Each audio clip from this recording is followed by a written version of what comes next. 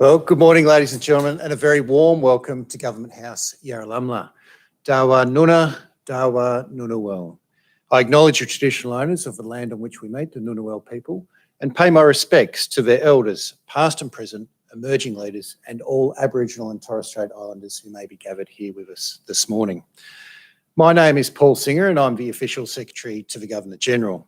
And as this badge signifies with its cross quills, I'm also the Secretary of the Order of Australia, whose Council recommends appointments in the General Division to the Governor-General, who is both the Principal Companion and Chancellor of the Order. I'm also the Secretary of the Australian Bravery Decorations Council, the body which makes recommendations to the Governor-General on bravery awards.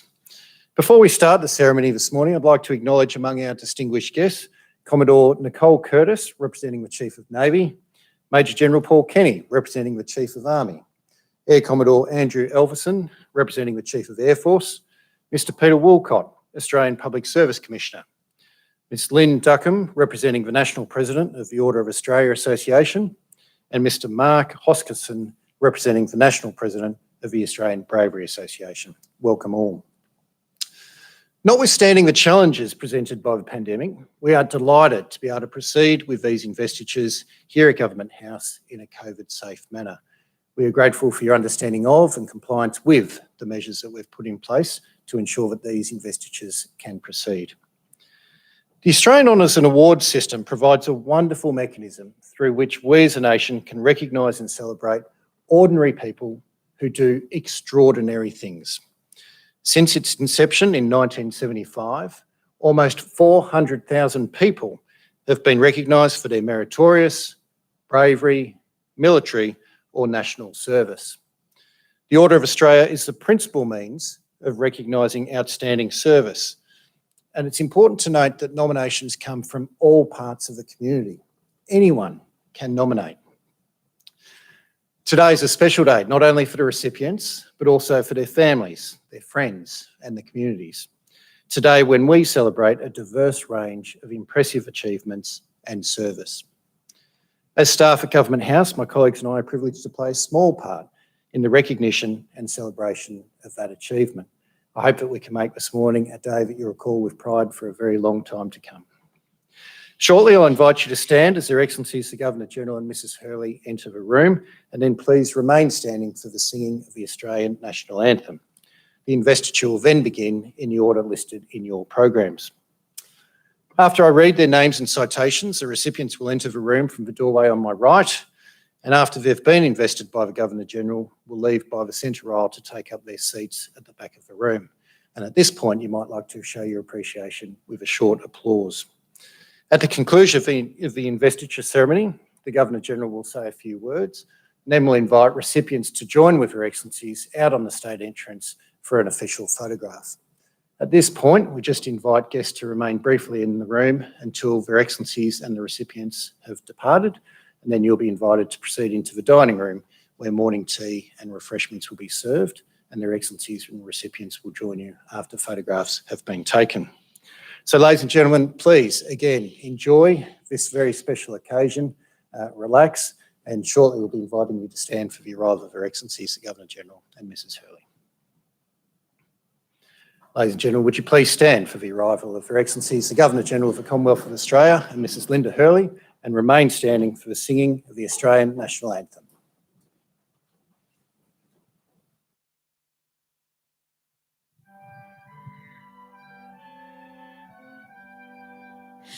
Australians, oh, let us rejoice, for we are one and free.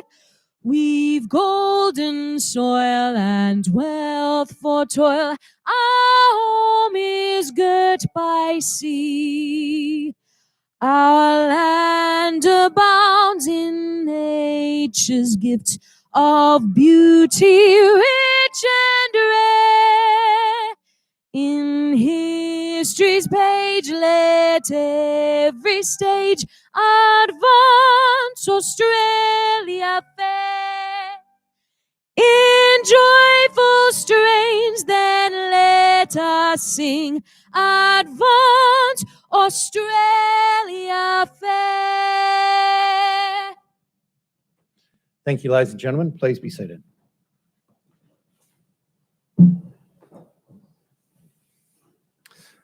A very warm welcome to all this morning on a special day in the lives of our recipients this morning, their families, of course, and indeed for our nation, where we recognise exemplary performance, contributions to our society, people who give a lot to our country.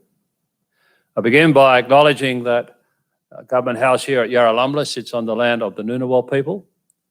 And if you're an ACT resident, you know how beautiful this area is. I'm very careful not to make comparisons, though, across Australia. But we do thank the Ngunnawal people for looking after it for us for generation after generation and pay respects to their elders, past and present. This is an important day, of course, and we hold it in an important house in our country. It has a bit of pomp and protocol to it, as it should be. But it is also an Australian government house, and as I heard Paul tell you, please relax and enjoy.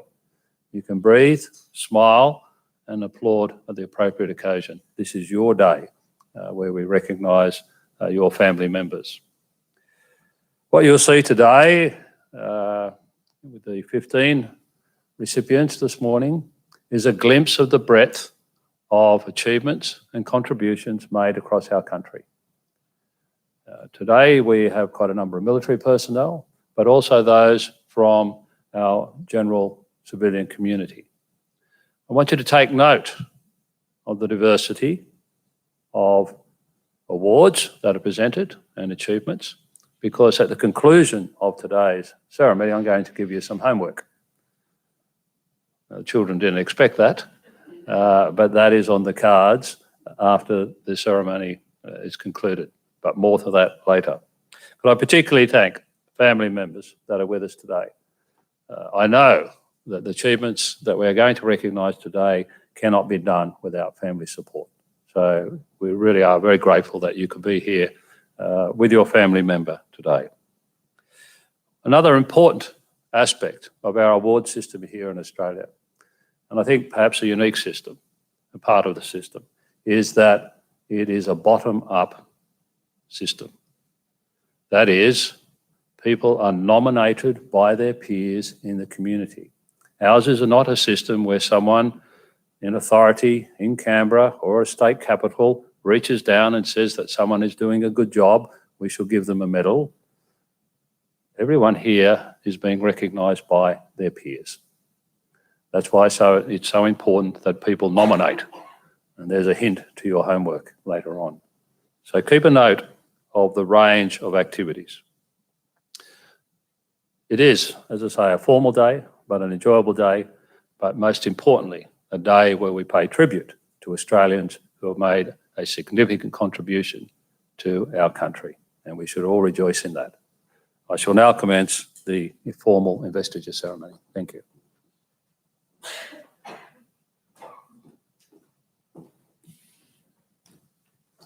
Thank you, Your Excellency. Your Excellency, to be presented with the insignia of his appointment as a member in the General Division of the Order of Australia, Colonel William Kelly, for significant service to pharmacy through a range of roles. Colonel Kelly's commitment to the pharmacy sector and to pharmacists for over 50 years has been extraordinary. A quiet achiever, his contributions, particularly in the area of national accreditation and regulation, have been of the highest degree. He has been tireless in promoting the profession and helping it to achieve recognition as a vital part of the healthcare environment. He has served in a variety of roles, including with the Australian Pharmacy Council, the Pharmacy Board of Australia, and the ACT branch of the Pharmaceutical Society of Australia. His focus has always been to improve patients' health and quality of life by optimising the quality of pharmaceutical services. Colonel Kelly is a highly valued and appreciated member of our community. Colonel William Kelly, appointed a member of the Order.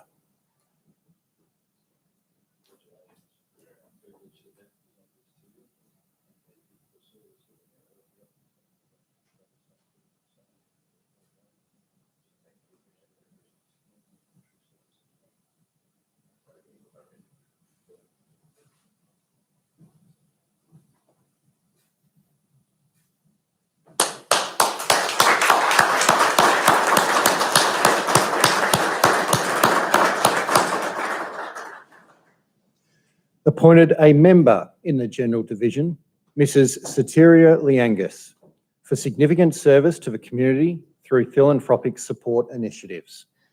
Mrs. Liangas has made an outstanding contribution to the people of Canberra and to the wider Australian community. She's generously supported charitable organisations and cultural institutions over the course of many years. These have included the Paediatric Department of the Canberra Hospital, the Centenary Hospital for Women and Children, and the Canberra Hospital Foundation and the National Portrait Gallery. Additionally, she's been a driving force in the property development sector, which has added much to the economic climate of the Australian Capital Territory. Australia is fortunate recipient of Mrs. Liangas's hard work, sacrifice, determination and accomplishments, and she leaves an enviable legacy for current and future generations. Mrs. Soteria Liangas appointed a member of the Order.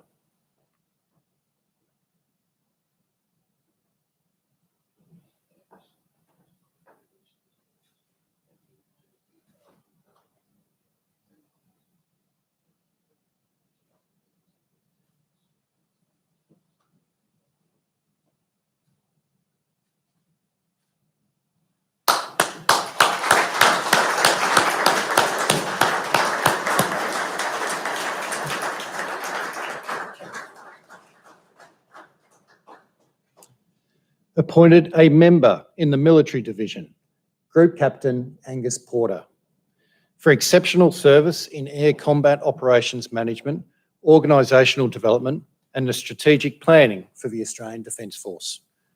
Group Captain Porter served with distinction as Chief of Combat Operations in Air Operations Centre, where he was involved in the largest composite air deployment since the Vietnam War. During Operation Okra, he expertly led Australian and United States Air Force aviation specialists and staff in providing round-the-clock services for a rapidly increasing operational demand. He established air operations in the Middle East region and transitioned his team to coordinating the simultaneous combat management of Operations Okra, Parapet and Seville surface and air responses. As a commanding officer of No. 34 Squadron, he introduced significant cultural and organisational improvements. Group Captain Porter's meritorious contributions reflect the very best of the Royal Australian Air Force. Group Captain Angus Porter appointed a member of the Order.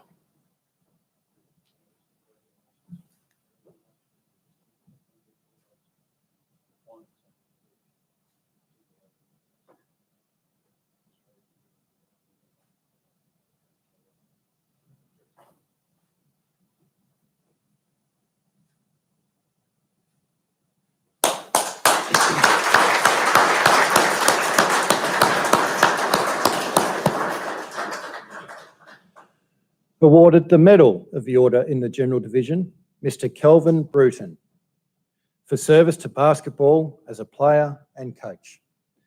Mr. Bruton is an icon of the game of basketball in Australia. He played over 250 National Basketball League games for championship teams in 4 states, is an NBL Hall of Fame member and played for our national team, the Boomers. He has coached professional teams in Perth, Hobart, Canberra and Sydney. He now devotes himself to grassroots basketball workshops and clinics, including Charity Bounce, a not-for-profit organisation that encourages and inspires positive change for Indigenous and culturally diverse communities and newly arrived refugees. Mr. Bruton is a role model who has given back a great deal to future generations of our nation's sportspersons, and we are indebted to him for his contributions.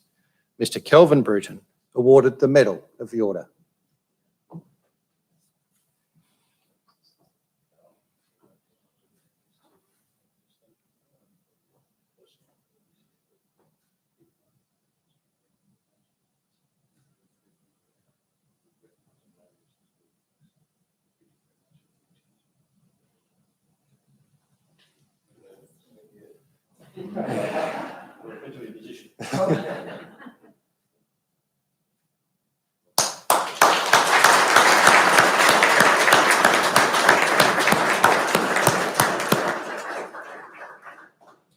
Awarded the Medal of the Order in the General Division, Mrs. Julie Sydenham, for service to the creative arts. Mrs. Sydenham has been a stalwart of the artistic community of the Shoalhaven region for over 20 years. Through her energy and drive, she reinvigorated the Escape Arts Fest into a sustainable event which showcases film, visual arts exhibitions, theatre performances and community participation that culminates in a sound, light and fire display on Ulladulla Harbour. Her personal vision is one of inclusive arts. She shares her talent as an artist through education classes and is especially enthusiastic at giving children an appreciation of art. She's also an accomplished book illustrator and children's author. Mrs. Sydenham's dedicated efforts have added greatly to our cultural environment and we honour her today. Mrs. Julie Sydenham, awarded the Medal of the Order.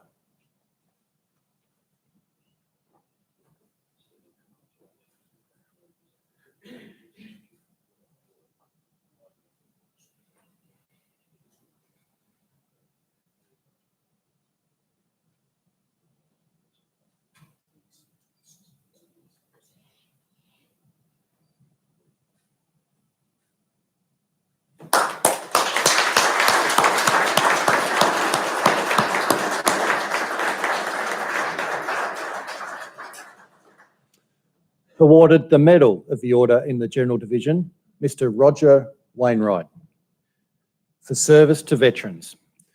Mr. Wainwright's commitment to current and previous serving veterans and their families through the 5th Battalion Royal Australian Regiment Association has been of the highest order.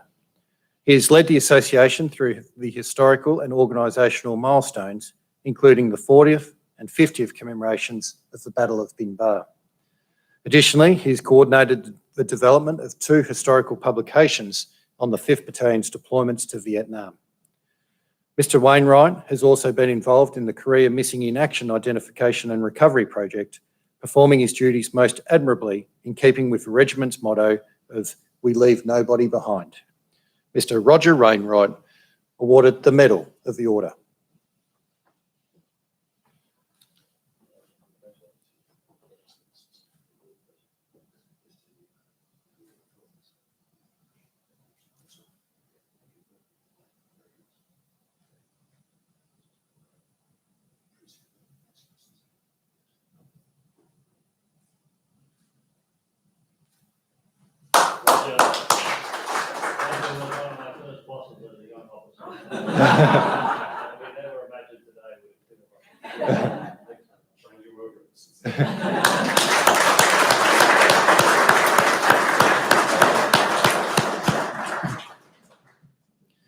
Awarded the Medal of the Order in the Military Division, Warrant Officer Class 1, Paul Davies, for meritorious service in Band Sergeant Major positions, as a career advisor in the Directorate of Soldier Career Management Army, and as a Regimental Sergeant Major, Australian Army Band.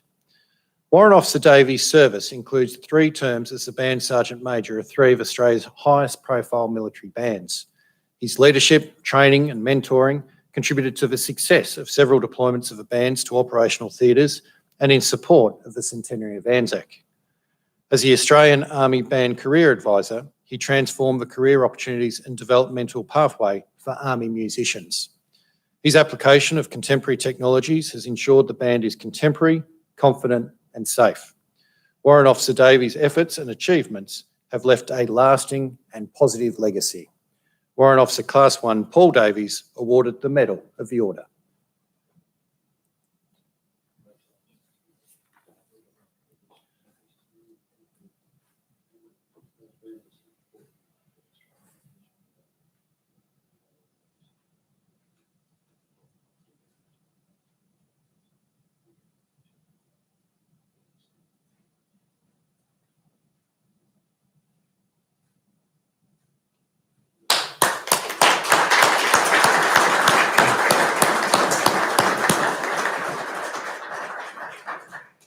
We move now to the Conspicuous Service Decorations. Awarded the Bar to the Conspicuous Service Cross, Colonel Bede Galvin, for outstanding achievement in the design and execution of Army and Australian Defence Force collective training. Colonel Galvin has fundamentally reformed and reshaped Army and Australian Defence Force collective training to better enable and realise joint outcomes. To achieve this reform, he worked in tandem with a number of agencies, and in all of those engagements and planning, he demonstrated the highest standards of collaboration. His efforts have resulted in joint, multi-agency and coalition training objectives and collective outcomes better meeting the demands of the Australian Defence Force. Colonel Gelvin's efforts and commitment have been of the highest calibre. Colonel Bede Gelvin awarded the bar to the Conspicuous Service Cross.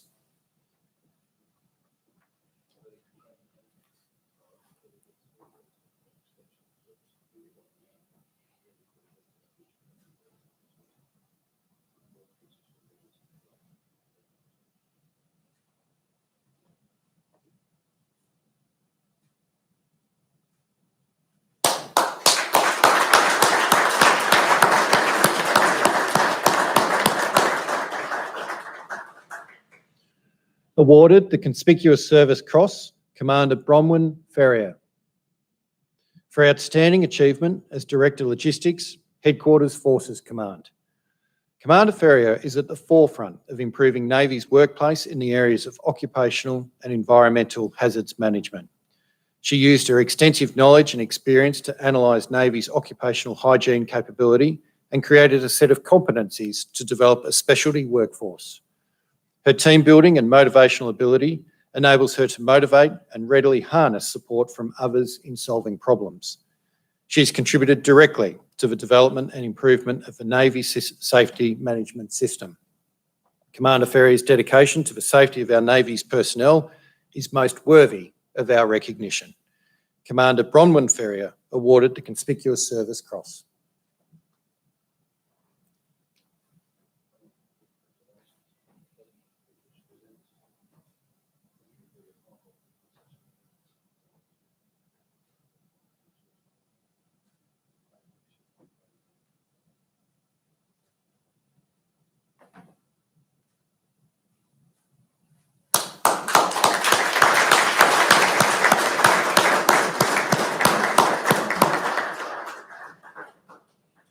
Awarded the Conspicuous Service Cross, Wing Commander Stephen Tubby, for outstanding achievement in education and training development for the Royal Australian Air Force. Wing Commander Tubby has displayed professional mastery in driving the transformation of Australian Defence Force training. He led major change in Air Force training policy and procedures, and his work has also influenced processes at the Australian Defence College and at the Australian Defence Force Training Systems School. At the Australian War College, he integrated complex learning systems to produce an effective learning environment for national and international military leaders. Wing Commander Tubby's achievements in the education and training arena have been outstanding. Wing Commander Stephen Tubby awarded the Conspicuous Service Cross.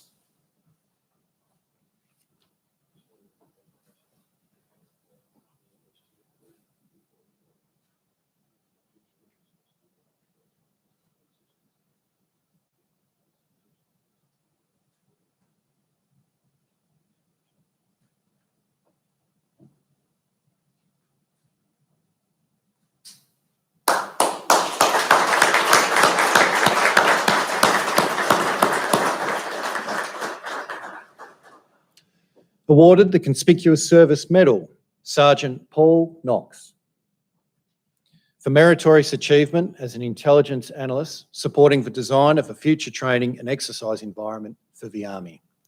Sergeant Knox has shown excellent analytical skills in developing the decisive action training environment to benefit tactical training for the Australian, United States, Canadian, New Zealand and British armies. He personally assessed the amphibious capabilities of 9 nations to build an amphibious threat force doctrine for use by all 5 partner armies.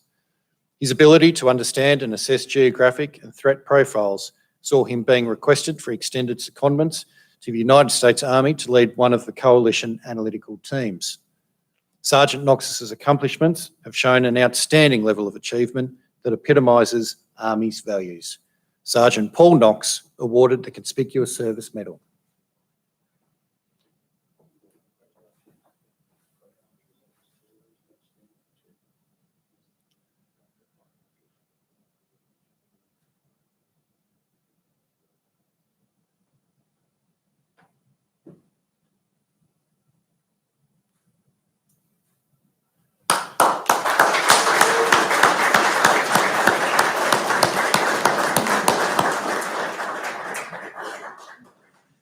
We move now to the Meritorious Service Awards. Awarded the Public Service Medal, Mr. Mark Huxley, for outstanding public service to education in the Australian Capital Territory. Mr. Huxley served the Australian Capital Territory's education system for over 20 years, from classroom teacher to the Education Support Officer in the ACT Education Directorate. He's always maintained a focus on delivery of benefits to students. As Executive Group Manager, School Improvement, he's been integral to the coordination of the ACT Education System's continuity of education programs. He's also deftly managed the Territory's COVID response and the transition to student online learning. Mr. Huxley has served the ACT Education Directorate with distinction throughout his career. Mr. Mark Huxley, awarded the Public Service Medal.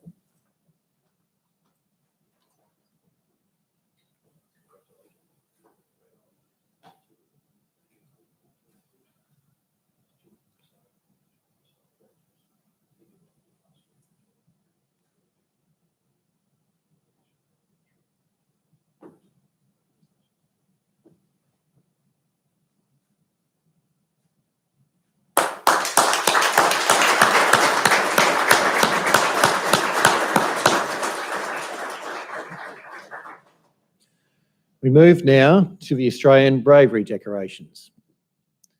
Awarded the Bravery Medal, Mr. Levi Symington. Mr. Symington, then aged 15 years, and a friend were at the Rosebud Pier in Victoria on the 10th of January 2013, when high waves and slippery conditions caused his friend to fall into the churning water. His friend tried to climb onto the pier. However, he was caught by the swell, which caused him to fall back into the water. On doing so, he sustained a deep laceration to his foot, which began to bleed heavily. Due to the pain and shock, the young man was unable to keep afloat and began drifting out to sea with the current. Attempts by numerous bystanders to locate flotation devices were unsuccessful.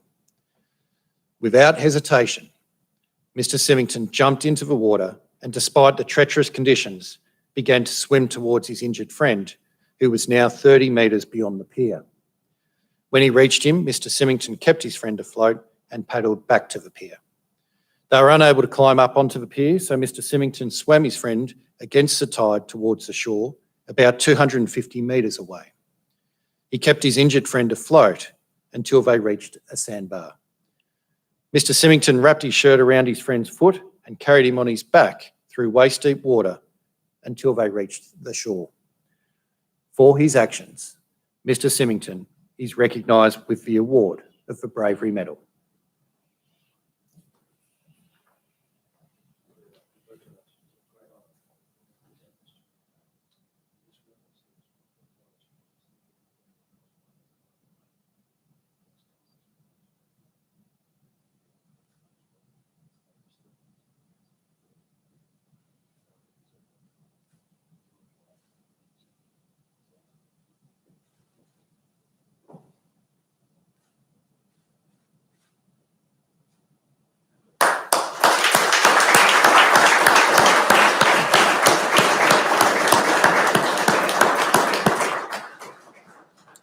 Your Excellency, ladies and gentlemen, that concludes this morning's presentations. We have recognised each of our recipients individually. I think it would be appropriate now if we recognise them as a group. Congratulations.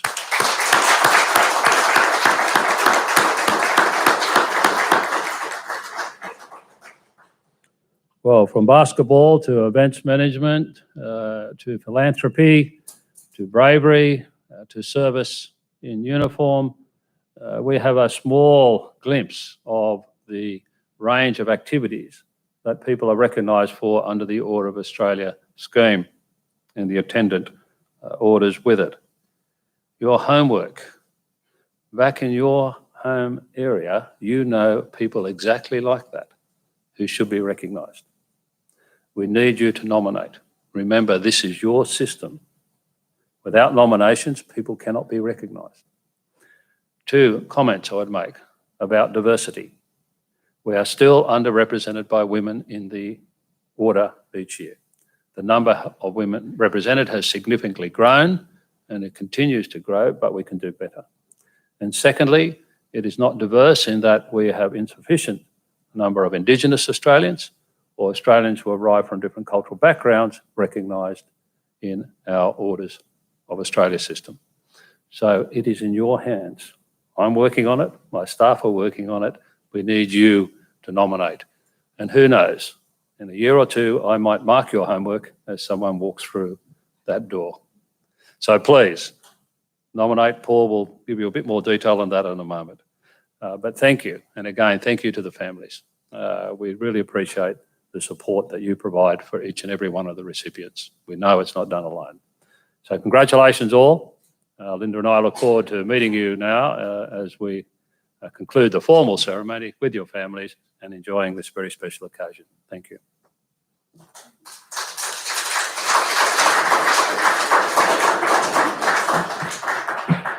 Thank you, Your Excellency. Ladies and gentlemen, as the Governor-General has just mentioned, anyone can nominate a fellow Australian. It's easy to do by accessing our online nomination form available at www.gg.gov.au. And as the Governor-General has indicated, we hope to see the fruits of that labour come through the doors here at Government House at a future investiture ceremony similar to this morning. I now invite today's recipients to join with Their Excellencies out on the state entrance for a formal photograph. Would you please stand for the departure of Their Excellencies the Governor-General, Mrs Hurley, and the recipients.